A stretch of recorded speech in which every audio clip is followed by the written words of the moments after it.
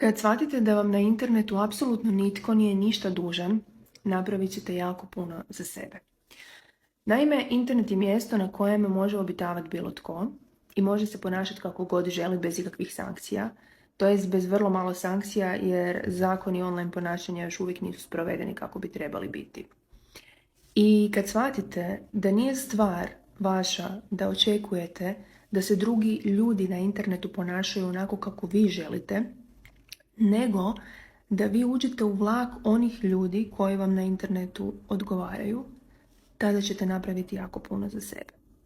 Znači, mi nismo ovdje da se prilagođavamo drugima, nego da vidimo s kim smo na jednakoj vibraciji, s kim imamo jednake teme za razgovor, tko nam može pomoći da rastemo, da učimo nešto od njega i toga da pratimo. A oni ljudi koji nisu poput vas, ne možete od njih očekivati da to postanu. Oni imaju svoje živote i oni imaju svoj put, koji nikako nije vaš.